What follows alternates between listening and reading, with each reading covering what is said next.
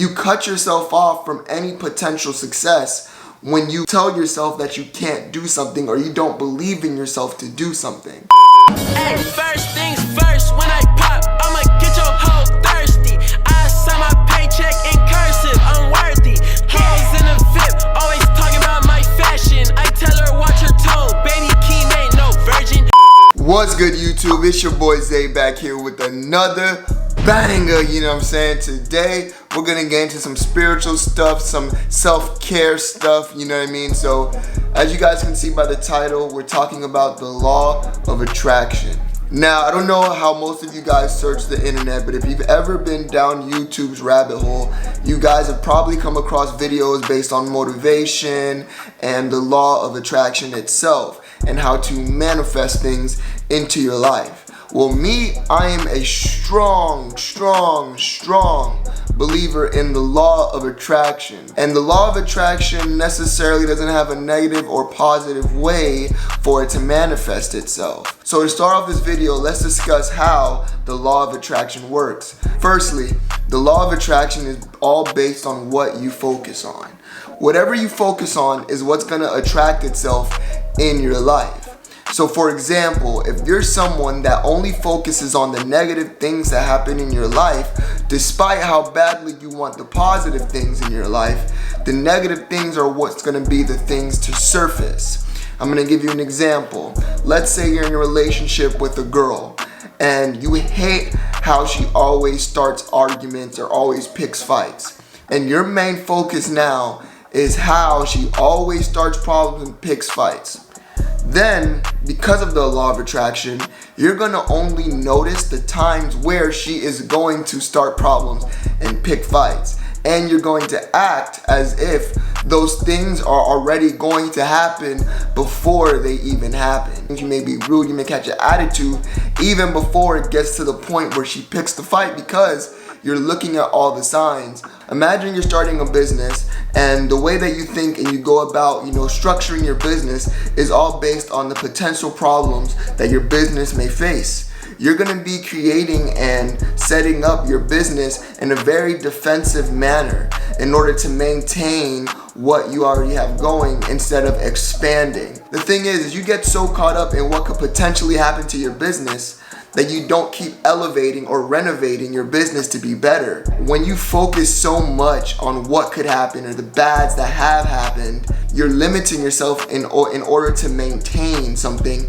instead of innovating and thinking of new creative ideas that you can apply to make your business better. And typically what happens with this is that people begin to remain stagnant or begin to just keep fixing what keeps getting broken instead of creating the next best thing. And that's why the law of attraction is extremely tricky, because the best way in order to utilize the law of attraction is to focus and hone in on the things that you do want instead of worrying about the things that you don't want to happen. When you continuously focus on the things that you do want, then you attract those things into your life and things just get better. When you do it the opposite way, subconsciously, those bad things happen, or you look for them to happen, or you identify when they happen, and then it affects you, and it affects your business, and it affects the way that you go about things. Confidence is the best way to apply the law of attraction.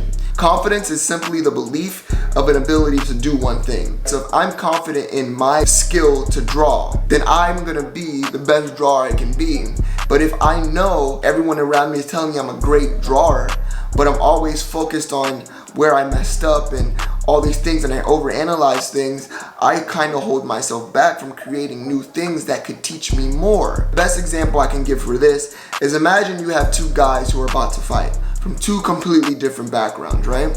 And you have one guy here who's been in a boxing ring, who's trained, who's had coaches, right? And he has experience. Then you have another guy who's been in the streets, he's gotten a couple fights, but he has no professional training, right? And these guys are in an argument and about to fight at this moment. The difference is this pro boxer or this semi-pro boxer that has training, right? He's been in the ring and has a few losses. His ratio isn't too great. So guess what? His confidence is low. Even though he has the professional and correct, training, his confidence is low. This guy on this side, He has no professional training, no semi-pro training, but he always beats people up in the streets. And his confidence is at 10, right? Out of these two people, the guy with less experience is probably gonna beat the guy with more experience just because he believes he is capable of doing so. You cut yourself off from any potential success when you tell yourself that you can't do something or you don't believe in yourself to do something. For example, the way I learned how to do a backflip. So I seen some people at track practice doing backflips, cartwheels, and a whole bunch of stuff. And I was like, damn, I never been able to do a backflip. And I seen some guy that I know like I'm faster than, that I know I could probably beat when it comes to overall strength, jump in the air pretty decently high, and do a backflip. Mind you, in my mind, I know I squat more than him, I have better times than him, and I'm watching this guy do something I've never thought I could do myself. So what did that do for me? That made me think, dude, if this guy could do it, I can definitely do a backflip. I ran up, rounded off, jumped, and did a backflip extremely confidently for the first time. No practice, no training, no over and over. I just went over there, ran, and did a backflip. After that moment, I was extremely confident in my ability to do backflips. I didn't do backflips all throughout my childhood until I was like probably like 16 at this time. What that became is the constant, wanting to do backflips. So every time I won a race, every time something successful happened for a teammate, I would run in the middle of the field and I would do backflips right after I won. Legs dead, lactic acid all built up. I would run in the middle of the field after, PRs and everything. And me and a couple of guys would just start hitting backflips in the middle of the field. It became a thing. And that's just because I had the confidence to even do it. Now I'm gonna give you guys another example that has to also do with backflips, right? I was with a girl one day and I told her like, yo, you're not gonna do a backflip. I don't know why I thought of saying that. I don't know what made me do it, but I told her that I could do a backflip and we were at a park. But at this time, I was very anxious because I was nervous because of the girl, my first time hanging out with her, and I was just kind of shy. So I went into this backflip, not in the same morale that I had doing backflips in the past. I knew I could do it, I've done it before, it's no problem. But what happened is I started to overthink. Damn, you haven't done a backflip in a long time. Damn, you haven't been running for that long. You probably aren't as strong. All these things started popping in my head and they were really quick. If I think back about it, I remember having these thoughts before I set myself up to go do a backflip. And it was all over the fact that I was shy and nervous due to this girl. Long story short, I run to go do the backflip. I do the round off and I jump. And as I'm in the air, a thought runs through my head. And it's like, I don't really know what to do here. Even though I've already known my entire, I never had to think about it before. I never had to think about it because I was always confident in just knowing. But the minute I got in the air this time, because of how unconfident I was, I got in the air and felt like I didn't know what to do, right? And I froze and that caused my backflip to not fully come over, and I landed really bad on my face. It was embarrassing and I was mortified. The reason why is because I didn't believe. So I couldn't attract the successful backflip that I had planned in my future. The law of attraction definitely works. The way I think of the entire human race is the most significant race on the planet. That's how all of us should think.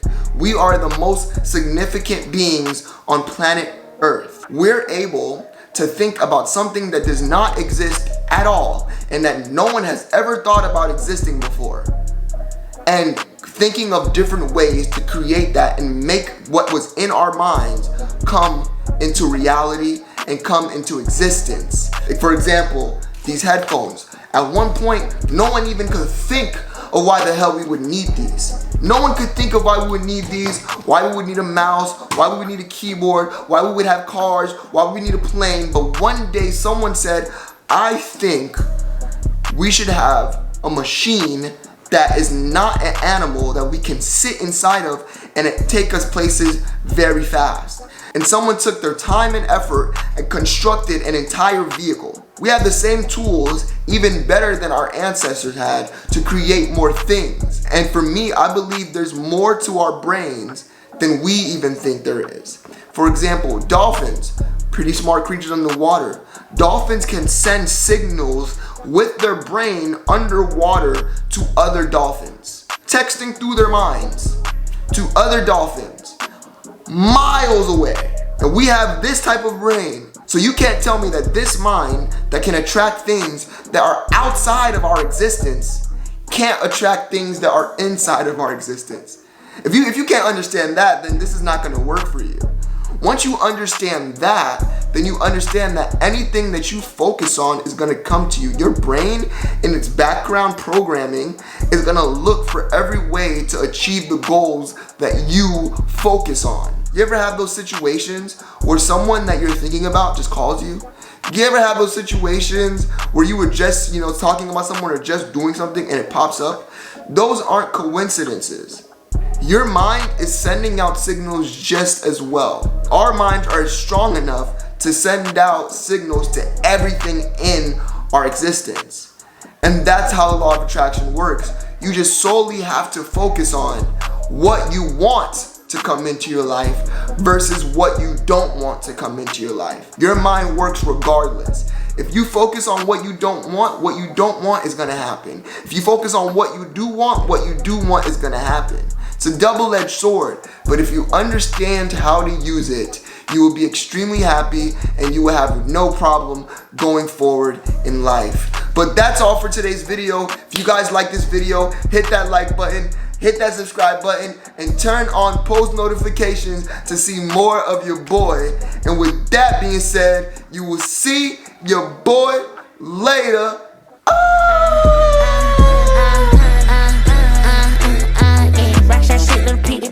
Pull up on the block on the street, KKK overseas. That nigga bro, he ain't eating in weeks.